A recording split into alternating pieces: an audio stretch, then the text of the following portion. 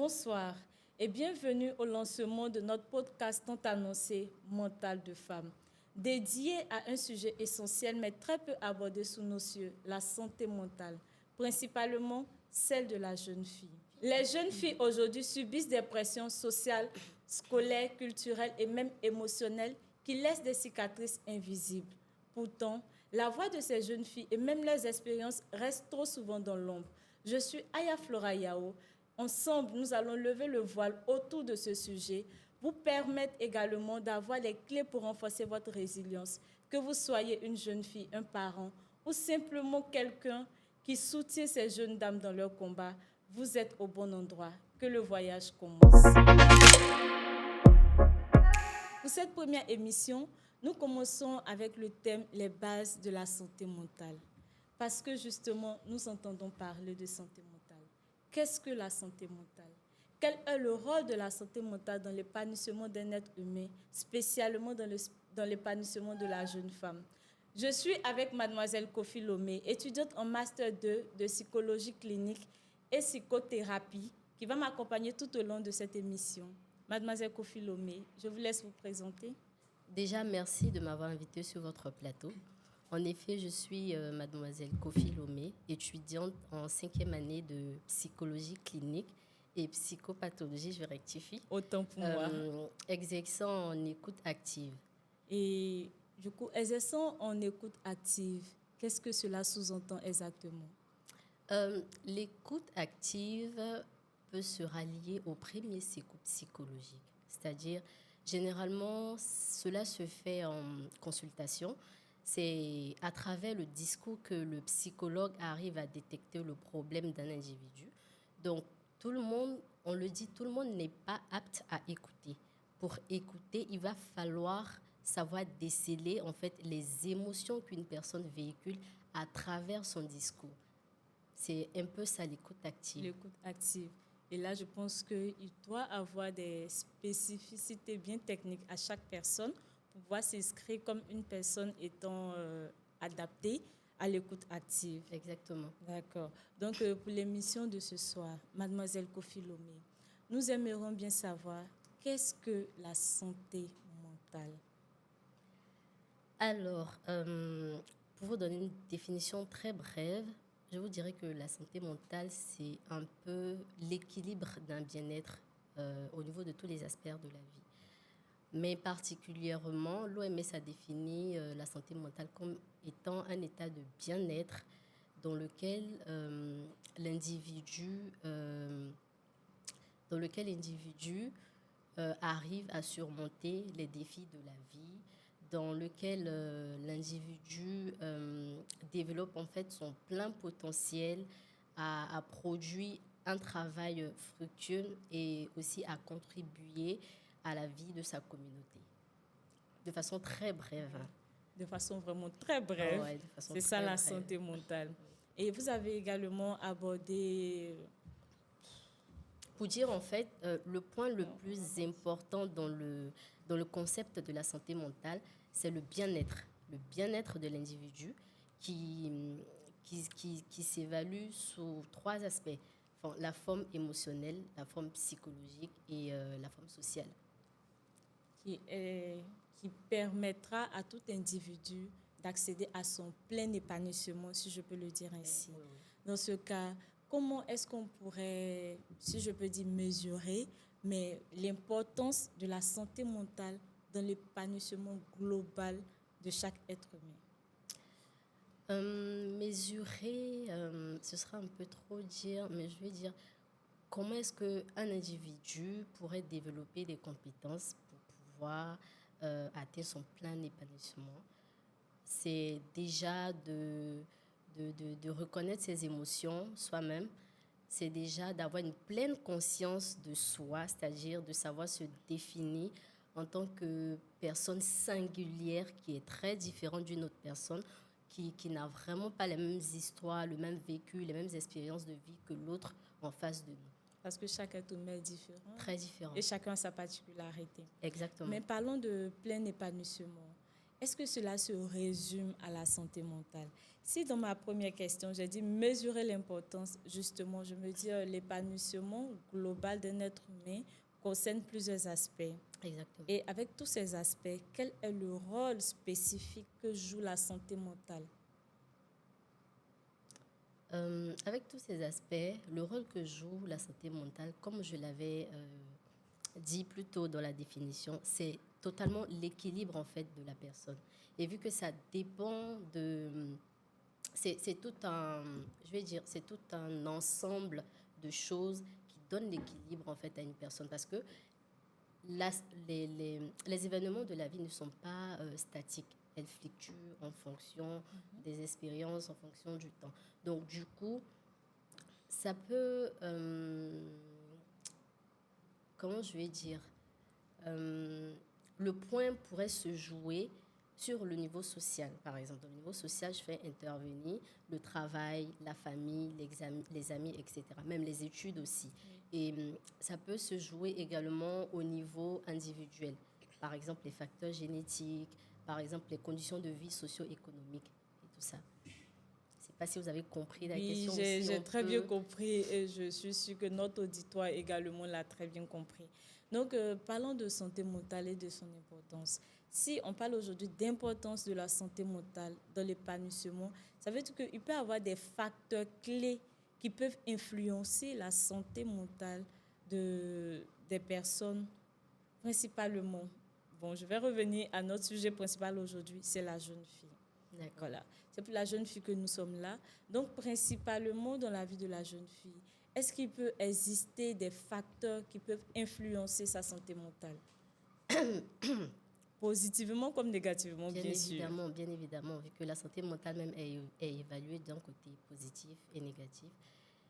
Il existe en effet des facteurs qui influent sur la santé mentale des jeunes filles. Il peut avoir le facteur génétique, comme je vous ai dit. Il y a des personnes qui ont des parents sujets déjà à des troubles mentaux qui pourraient transmettre cela à leurs enfants. Donc, du coup, une jeune fille qui naît de deux parents qui ont des troubles mentaux, par exemple la schizophrénie, elle peut être sujette à avoir cette maladie-là. Donc, ça va forcément influer sur ses relations interpersonnelles. Donc, elle est déjà prédisposée génétiquement à cette maladie. Oui, pardon. Oui. Et comme autre facteur, il pourrait avoir les conditions socio-économiques, comme j'ai énuméré. C'est quelque chose qu'on ne va pas cacher aujourd'hui. Ne pas avoir un certain revenu financier pécunier pourrait conduire certaines jeunes filles à certaines pratiques qui ne sont pas vraiment très recommandables. Très recommandables, vous voyez. Et il y a également aussi le milieu familial. Le milieu familial est très important pour le développement d'une personne. Supposez qu'une personne, genre une jeune fille, une adolescente par exemple, qui vient d'une famille défavorisée, qui fréquente d'autres filles venant d'un milieu favorisé. Vous voyez un peu le déséquilibre qu'il y a par rapport à la perception de la vie, vous voyez.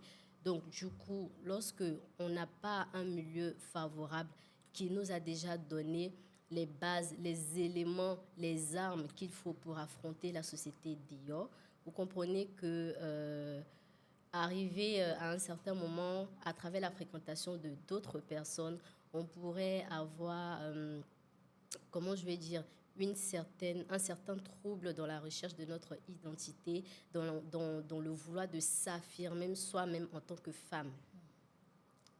Qui vraiment peut créer des troubles. Bien sûr. Au niveau de notre santé mentale. En sûr. tant que jeune femme déjà. Parce que déjà, vous voyez, les réseaux sociaux sont là. Oui. C'est quelque chose qu'on ne peut pas mentir, qu'on ne peut pas nier. C'est la réalité. Pas du tout. Vous avez votre téléphone, vous scrollez, vous voyez des influenceuses qui se payent des voyages chaque semaine, ah, mais je veux même dire la vie de rêve. Exactement, chaque week-end, etc.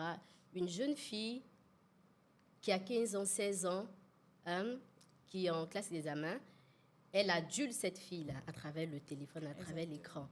Vous voyez? Donc, elle va se dire, mais attends, qu'est-ce qu'elle fait? Comment elle fait pour mener cette vie-là? Est-ce que moi aussi, je ne peux pas mener cette vie de rêve-là? Vous voyez? Et donc, cela peut la pousser, en fait, à fréquenter des personnes qui ne sont pas bien pour son épanouissement. Vous voyez? Elle peut commencer à aller fréquenter des bars, s'adonner à la drogue, des trucs comme ça Pour avoir ce même pour niveau de perturber vie. son équilibre mental. Exactement. C'est bien ça, c'est-à-dire ces fréquentations et les personnes qu'elle va commencer à côtoyer vont bien évidemment perturber son Influencer. équilibre, voilà, son Exactement. équilibre mental. Exactement. Pourtant, moi, je pense qu'il n'y a rien de prédéfini dans la vie de chaque être humain. C'est pas parce qu'à tel âge, tel a atteint tel exploit qu'on pourrait dire que nous aussi, obligatoirement, on doit le faire. Chacun doit pouvoir évoluer à sa manière, surtout si on veut préserver une santé mentale saine. C'est bien ça, docteur. Ah oui, Bon. c'est bien cela. D'accord. Bon, ça, c'est une toute petite faute. Ou bien c'est ça, donc je ne dois pas dire docteur. Bon, ça va, il n'y a pas de problème. Ça y a va? pas de Ça ne pose pas de problème. problème? Non, ça va, il n'y a pas de problème. OK. D'accord. Donc, pour revenir déjà à ce que vous avez dit, comment est-ce qu'on pourrait détecter les premiers signes avant-coureurs? Donc, bon, voilà, les premiers signes vraiment de troubles mentaux chez une jeune fille. D'accord. En fait, selon le DSM-5, c'est notre outil de travail en tant que psychologue clinicienne, les troubles mentaux varient d'une pathologie à une autre, vous voyez. Donc, pour une personne qui n'est pas vraiment dans le domaine, ça sera difficile de savoir si aujourd'hui, mon parent ne se porte pas bien, est-ce que c'est le trouble de la personnalité qu'elle a, est-ce que c'est la dépression qu'elle développe, est-ce que c'est l'accès maniaque, etc. Mais en général, il faut vraiment être observateur, il faut vraiment connaître les habitudes de la personne qu'on fréquente, en fait, pour pouvoir savoir qu'il y a quelque chose qui ne va pas. Donc, pour dire simplement, on peut remarquer, par exemple, une baisse d'appétit, des troubles du sommeil, c'est-à-dire si la personne avait l'habitude de beaucoup dormir, la personne va moins dormir, elle va faire des nuits blanches, des insomnies. On peut remarquer aussi la perte d'intérêt pour des activités qu'on appréciait beaucoup avant. Maintenant, on sera nonchalant. Ah non, je ne veux pas partir.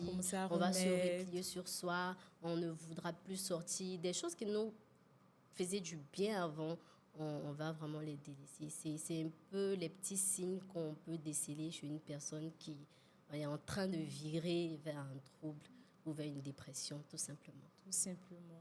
Mais vous avez dit dans l'entame de vos propos que pour une personne lambda qui n'est vraiment pas dans le domaine, il lui sera assez difficile de reconnaître ces troubles-là dans un premier instant.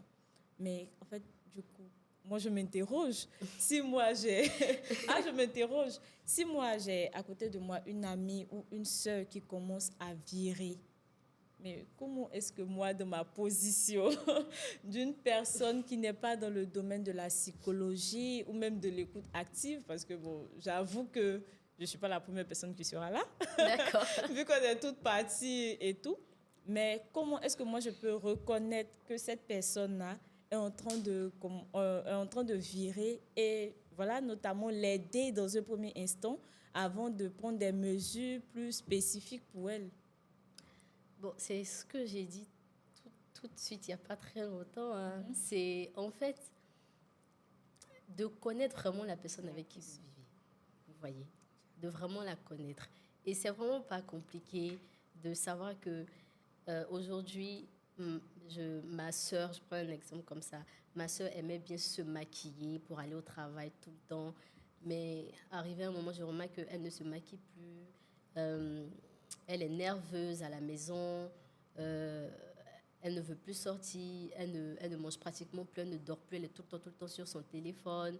Ce genre de signes-là, c'est des signes d'alerte en fait. Pour nous, on appelle ça des signes d'alerte en fait. Mais je veux dire que, et c'est aussi le point important, c'est le temps. Le temps est très important pour pouvoir dire que la personne est en souffrance ou elle est en train de virer vers une maladie. Vous voyez. Pour la dépression, par exemple, c'est 2 semaines.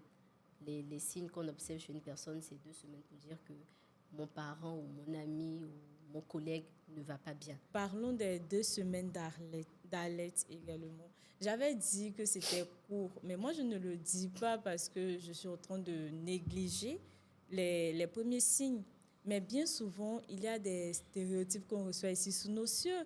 On se dit juste 2 semaines, ce n'est pas forcément un signe avant-coureur. Du coup, est-ce que vous pouvez nous dire un peu les stéréotypes reçus ou bien développés autour de la santé mentale? D'accord.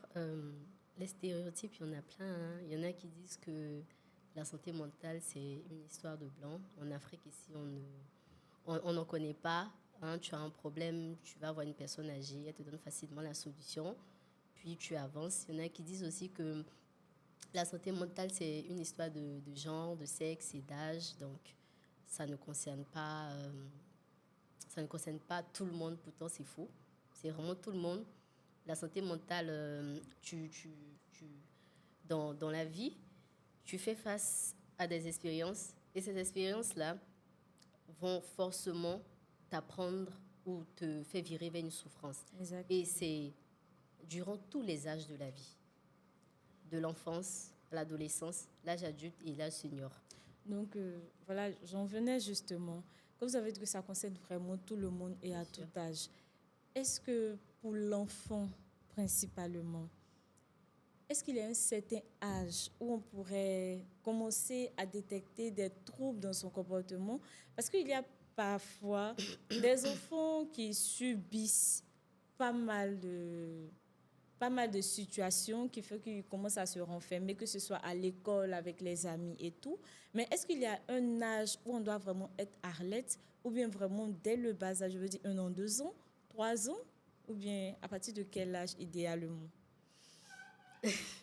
Bon, je ne peux pas parler d'enfant sans ne pas parler de parents. Vous voyez. Un enfant, c'est ce petit bout d'énergie, un individu qui grandit dans un environnement. Généralement, il faut créer un environnement sain. Et on le dit tout le temps, pour avoir un enfant sain, il faudra avoir des parents sains. Exactement. Vous comprenez? Avant d'avoir ou de faire un enfant, il faut vraiment, en tant que personne adulte, se demander pourquoi, quelles sont les raisons en fait pour lesquelles je veux avoir un enfant. Il faut vraiment axer ces demandes-là, ces questionnements sur la parentalité. Parce que quand vous dites je veux faire un enfant, il y a l'enfant imaginé, l'enfant que vous imaginez, ah moi mon enfant il sera intelligent, mon enfant il sera beau, mon enfant il sera grand. Et après, il y a l'enfant réel qui est là. Quand la dame elle accouche, il y a l'enfant que vous voyez, il y a l'enfant que vous éduquez. Donc, lorsque l'enfant réel il vient et il est différent de l'enfant imaginaire, il y a un peu cette cassure-là. On peut avoir des parents démissionnaires, on peut avoir la maman démissionnaire. Donc, ce qui pourrait aussi emmener l'enfant à se recroqueviller ou à développer des comportements, des comportements d'agitation. Oui. Ah, vous voyez, l'enfant, il est tout le temps agité, tu ne restes pas tranquille et tout. Tout ça, c'est des signaux que les parents devraient pouvoir détecter chez l'enfant pour en prendre soin. Pour qu'il garde quand même un équilibre de vie assez sain. Exactement. Même parlons de parents démissionnaires. Il n'y a pas que les parents ne sont pas forcément toujours démissionnaires. Il y a d'autres qui, par contre, sont un peu trop présents dans la vie de leurs enfants. Ce qui fait que l'enfant même n'a plus de liberté. À la maison, il montre un visage comme on le souhaite. Mais le vrai visage, comme on le dit ici, de l'enfant, c'est dehors. C'est dehors qui montre son vrai visage. Dans ce cas, est-ce qu'il n'y a pas un équilibre parental à avoir quand même? Un équilibre parental, oui, c'est ce que j'ai dit. Avant de faire des enfants et d'être parent, il faut vraiment s'asseoir sur une table et puis se poser de vraies questions, en fait. Parce que, généralement, l'infantile, ce que vous avez vécu dans votre enfance, reste de façon insourdine, en fait.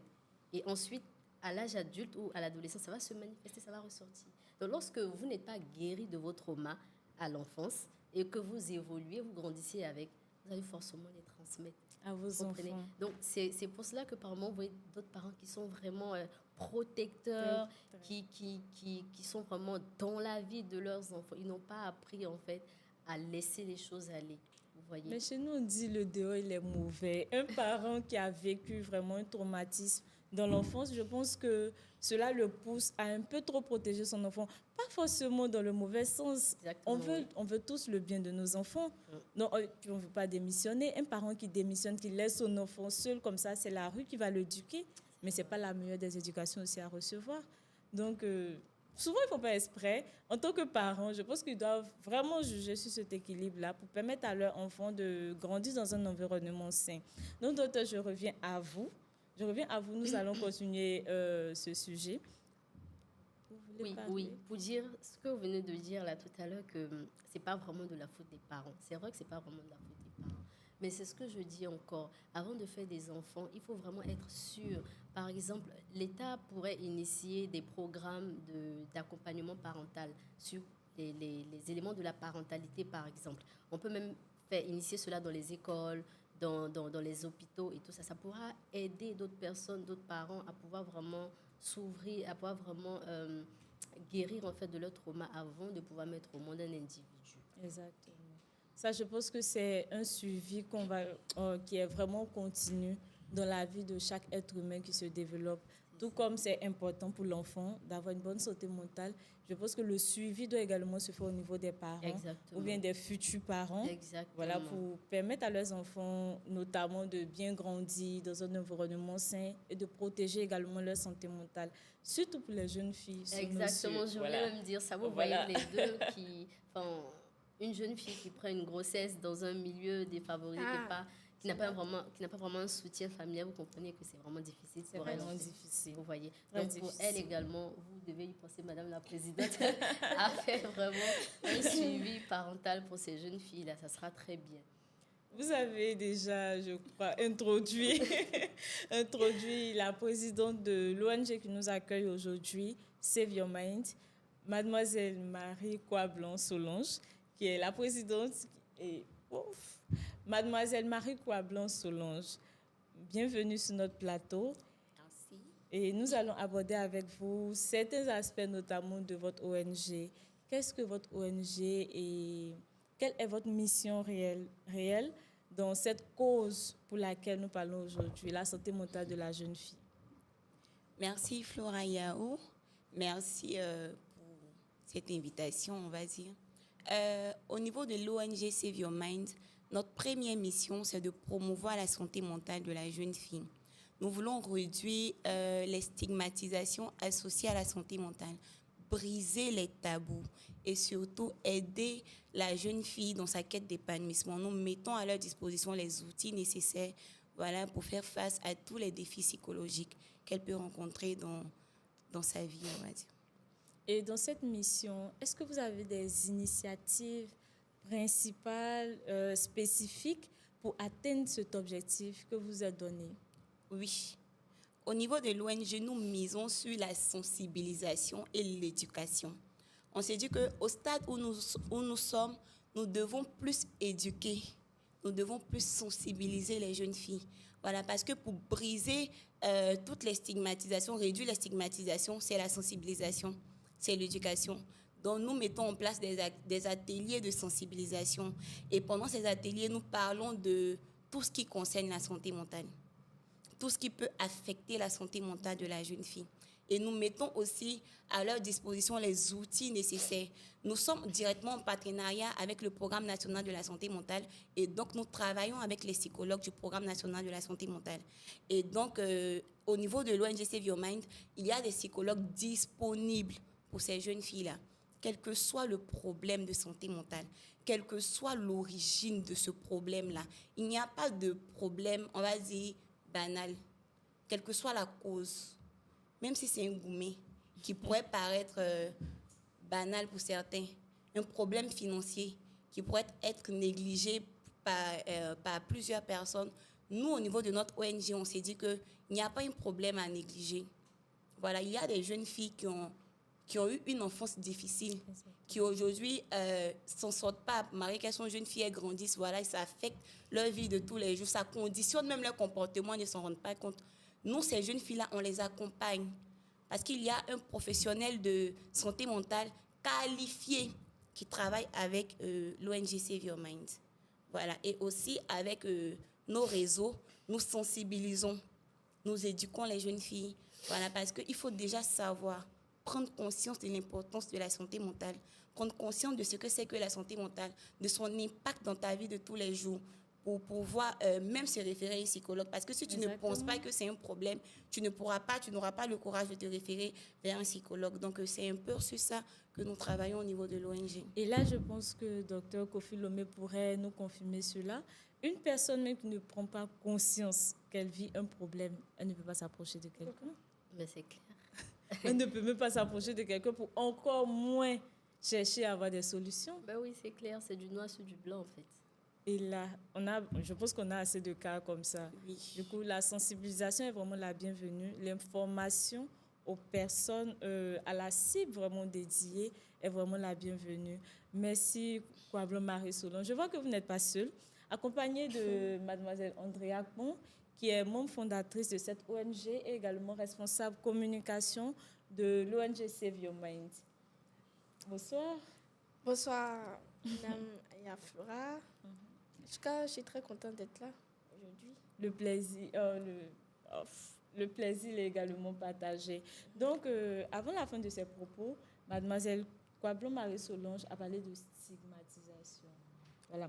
En parlant de stigmatisation, vous qui êtes responsable de communication, membre fondatrice surtout, comment est-ce qu'on peut combattre cela dans la vie en fait, des jeunes filles auxquelles nous nous adressons aujourd'hui?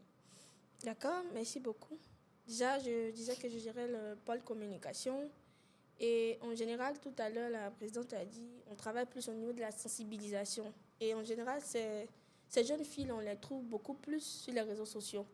Et nous, en tant qu'ONG qui sont dans la promotion de la santé mentale de la jeune fille, on va vers, c'est-à-dire tout ce que nous faisons comme activité, on fait de sorte à ce que ça soit communiqué bien sur les réseaux sociaux.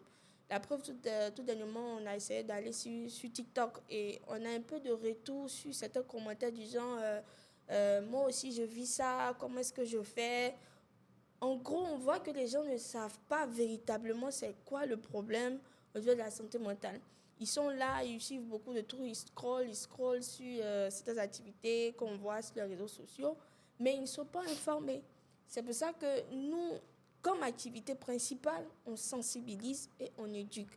À travers déjà ce que nous sommes en train de faire, je pense que ça pourrait aider cette jeune fille qui est cachée derrière son écran, qui a peut-être honte de sortir, de parler de ça à ses amis, de parler de ça à même ses parents, mais qui voit déjà sur les réseaux, tiens, bon, il y a déjà cette ONG-là qui parle. Et les conseils qui seront donnés au fur et à mesure, je pense que ça pourrait vraiment beaucoup aider ces jeunes filles qui sont là à travers les réseaux sociaux. Parlons justement d'environnement. Il n'y a pas que les réseaux sociaux C'est qui ça. représentent l'environnement direct de la jeune fille. Oui. Il y a également ses fréquentations. Effectivement. Il y a son milieu La famille. Voilà, il y a la famille, l'école, le travail et tout. Donc, comment est-ce que chaque environnement influence essentiellement la vie et la santé mentale en fait de la jeune fille? D'accord. Pour ça, je vais dire, on a dernièrement fait une activité, atelier de sensibilisation dans une école à Cocody. Je veux dire, là, on a véritablement vu, on était face à face à ces jeunes-là. Et là-bas, je peux dire que cette communication était tellement instructive dans le sens où on a vu des personnes qui ont décidé de s'ouvrir, de poser des questions sur mais moi, ma voisine, qui vient le matin, souvent, elle n'a pas le même comportement qu'hier. Est-ce qu'elle est en train de déprimer? Tout ça, on dit, bon, elle ne peut plus lever la main en classe parce que qu'elle faisait, l'autre lui a parlé mal. Mais aujourd'hui, ce que vous dites, on voit véritablement que ça fait vraiment partie de nos vies et on comprend que l'environnement de la classe déjà est déjà un souci. Donc, hormis les réseaux sociaux, ces ateliers de sensibilisation dans les écoles, vraiment, je pense que ça participe vraiment à réduire la stigmatisation sur la santé mentale de la jeune fille. Voilà, on compte encore faire d'autres activités, si Dieu nous fait la grâce, véritablement, à part des écoles, aller dans les communautés, parce que là-bas aussi, il y a des jeunes filles. Bon, on se dit qu'on est dans une communauté, mais c'est encore renfermé. C'est encore renfermé. Là, je pense qu'on a beaucoup de choses encore à faire. J'espère vraiment qu'elle va répondu à la Oui, question. vous avez plus ou moins répondu à la question que nous avons posée. Et je m'adresse par la suite à Dr Lomé. Elle a dit qu'il y a quand même l'environnement, il y a non seulement les réseaux sociaux, mais l'environnement direct. Est-ce que vous avez, dans ce sens-là, des conseils pratiques à partager à ces jeunes filles déjà qui subissent déjà un environnement, je ne veux pas dire toxique, mais assez négatif, qui a un mauvais impact sur leur santé mentale, leur permettre quand même de revenir sur le bon chemin. Voilà. Je ne vais pas vous dire que je vais vous donner des conseils à ces jeunes filles-là, mais je vais juste donner mon avis. Déjà, il faut savoir que la société, c'est tout un ensemble d'individus. Et dans ce noyau-là, vous êtes une seule personne. Et vous êtes singulière, en fait. Et votre singularité, vous l'avez construite en fonction de l'environnement dans lequel vous venez. Vous voyez? Et en fonction de ces éléments biologiques que vous avez déjà. Donc, il ne faut vraiment pas, mais surtout vraiment pas, chercher à ressembler à une autre personne. Une autre personne. Pas du tout. C'est vraiment, je pense que ça doit rester quelque part là, ne pas ressembler à quelqu'un. Ne pas ressembler à quelqu'un, dans le mauvais sens surtout, je précise. Oui, dans le mauvais sens, bien sûr. Dans le mauvais sens, non. Il ne faut vraiment pas chercher cela. Il faut surtout prendre conscience de ses compétences, de son potentiel intérieur, miser sur cela pour pouvoir construire ce qu'on veut demain. Vous voyez? Il faut également chercher à fréquenter des personnes avec un esprit positif, à pouvoir développer des relations saines, à surtout éviter des liens toxiques, des relations toxiques.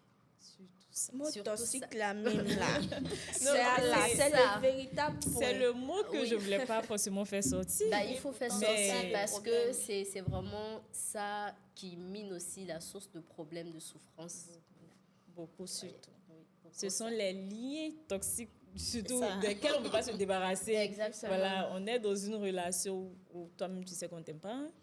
En Côte d'Ivoire, ils se dit que quand on ne t'aime pas, tu sais. Tu fais exprès. Voilà. Si mais tu fais exprès de rester là, se disant que ça va s'améliorer, mais ça ne s'améliore pas. Et ça te détruit de jour en jour. C'est pas bien. On a des amis avec qui on n'est pas forcément valorisé, surtout qu'elle a pris le cas des jeunes filles à l'école. On peut avoir un groupe d'amis, des filles qu'on apprécie beaucoup de loin. On veut juste se rapprocher d'elles, mais qu'on arrive, qui nous traitent un peu, je ne sais pas comment je vais le dire, mais... Avec bassesse. Voilà, avec assez de bassesse, on ne se sent pas beaucoup aimé, mais tellement on veut se faire accepter, on se met dans certaines complications, on veut rester là, je dois rester avec ces filles-là, sinon... Non, il faut savoir couper quand il le faut. Surtout ça. Voilà. Surtout ça, oui. Surtout ça, il faut vraiment préserver notre santé mentale à ce Et niveau. pour dire que, arrivé un moment, quand vous savez que vous souffrez et que personne ne prend en compte votre souffrance, il faut être égoïste. Arrivé un moment de la vie, il faut être égoïste. Pensez à vous. Ne pensez pas aux autres. Ils vont vous dire que vous avez changé de comportement, mais vous avez changé de comportement pour votre bien-être, en fait. Exactement. Tant que cela vous procure assez de bien, je pense qu'il n'y a pas de mal à cela. Et que je ne fais pas du mal il faut veiller à son autrui. bien-être sans faire du mal aux personnes qui sont aussi dans notre entourage. C'est bien ça. Maintenant, si vous veillez à votre bien-être et vous voyez que dans votre entourage, les gens ne veulent pas que vous sortez de votre souffrance ou bien vous préférez vous-même, c'est-à-dire qu'eux, ils ne militent pas en fait à ce que vous vous sentez bien. Et dans ce cas-là, vous essayez de couper en fait ces liens-là. Pas couper carrément, mais pensez à vous. Soyez égoïste. Faites ce qui vous plaît, ce qui vous semble juste. Dans ce sens-là, Oui, pas tout le simplement. Parce que la spirituelle, on va... Oui, pour les plus religieux, je pense qu'on va confier ça un peu aussi au bon Dieu et puis on a même processus de guérison intérieure. Donc, sur cette même lancée, Madame la Présidente, qu'est-ce que vous pouvez donner comme conseil à nos jeunes filles qui nous suivent aujourd'hui et pour lesquelles vous avez décidé de créer cette ONG? Je crois que je ne pourrais pas dire mieux que Dr Kofi, honnêtement. Parce que mon premier conseil que j'ai envie de donner à une fille, elle a déjà dit, mais bon, comme on va dire que la répétition est pédagogique, je veux demander à la jeune fille qui m'entend ce soir d'apprendre à se connaître. Apprends à te connaître. Apprends à connaître tes valeurs, tes qualités, tes défauts, ce que tu peux accepter, ce que tu ne peux pas tolérer. Et ça nous permet d'éviter vraiment beaucoup de choses. Parce que le dehors est tellement méchant. Il y a des personnes qui voudront te faire croire certaines choses sur toi-même, des choses qui ne sont pas vraies. Mais si tu n'as pas pris la peine de te connaître toi-même, tu finiras par croire ce que les autres veulent que tu crois de toi-même. Donc, je vais demander à la jeune fille d'apprendre à se connaître. C'est vraiment très important. Et le deuxième point, c'est de se privilégier. Je suis dans un environnement où je ne me sens pas bien, je quitte là. Je suis dans un environnement où je n'arrive pas à déployer librement mon potentiel, je quitte là. Je suis dans un environnement où on me dévalorise au quotidien, je n'ai pas ma place là-bas. Tu dois t'entourer des personnes qui te valorisent, qui te propulsent vers le haut, des personnes qui t'aident à ressortir la meilleure version de toi-même. Parce que oui, tu peux avoir des défauts, tu peux avoir des défauts, et ces personnes autour de toi vont te dire, ce que tu viens de faire, on ne le fait pas comme ça, fais comme ça. C'est une critique qui va t'emmener plus haut. Par contre, il y a des personnes, quand bien même que tu fais bien, ils seront toujours en train de te descendre. Dans un tel environnement, ta santé mentale n'est pas protégée. Et apprends à te faire confiance toi-même, fixe-toi des objectifs et donne-toi les moyens pour atteindre tes objectifs. Ne te laisse pas impacter, influencer, parce que les autres penseront autour de toi. Voilà, c'est ce que j'ai envie de dire. Merci beaucoup. Merci beaucoup, Kwablo Marie-Solange. Comme quoi, être souvent égoïste, c'est pas mauvais. Très important. Voilà, c'est pas toujours mauvais. Il faut toujours penser à soi. Donc, sur ces propos, je vais prendre votre mot de fin, Madame Andrea. Bon, j'ai pas grand-chose à dire avec tout ce qu'elles ont dit. Ce que je peux dire en plus de ce que la présidente a dit avec docteur, c'est d'avoir confiance en soi aussi. Parce que j'ai remarqué que nous avons, surtout les jeunes filles, arrivé à un moment où on n'a vraiment pas confiance en nous. Et ça ouvre des portes à d'autres choses aussi. Donc, pour moi, ayons confiance en nous, travaillons et croyons qu'avec surtout la grâce de Dieu, nous allons pouvoir y arriver. Merci, Andrea. Nous tirons incessamment vers la fin de cette émission. J'ai été accompagnée de Dr Kofi Lomé qui va à son tour. Nous tirons incessamment vers la fin de cette émission. J'ai été en compagnie de Dr Kofi Lomé qui va à son tour nous donner son mot de fin. Vraiment, je veux dire, ce qui va booster. Aujourd'hui, la jeune fille qui nous regarde a dit « Je décide de protéger ma santé mentale, coûte que coûte, quoi qu'il arrive. » D'accord. Le mot de fin pour booster une jeune fille, c'est de dire « Je suis belle, je suis forte, rien ne peut m'arrêter, j'ai du potentiel, Dieu l'a déjà mis en moi. Donc, si je sais que je ne vais pas bien, je cours direct vers les institutions, les structures, les ONG qui sont là pour m'aider dans tous les défis de la vie. Et savoir que les événements ne sont pas statiques, de savoir que la souffrance, c'est normal, c'est naturel, ça fait partie des expériences de la vie, mais de ne pas se recroqueviller, se fermer sur son sort, s'ouvrir, surtout s'ouvrir, parler et avancer, aller de l'avant. Merci, Dr Kofi. La parole autour de la santé mentale aujourd'hui sous nos cieux a commencé à être libérée. Vous n'êtes pas seul. Le gouvernement même nous accompagne à travers son programme national de santé mentale. Nous avons un numéro vert, le 143. Nous avons également des ONG qui viennent à vous, comme l'ONG Save Your Mind, qui a décidé aujourd'hui de faire de vous sa cible, chères jeunes filles. Quel que soit ce que vous traversez, sachez que vous avez des oreilles à qui vous pouvez parler, qui sont toujours là, 7 jours sur 7, 24 heures sur 24. Vous avez affaire à des professionnels qui ont fait de vous aujourd'hui une priorité. Alors, vous-même, sachez-le, votre santé mentale doit être votre priorité. Merci de nous avoir suivis et à très bientôt.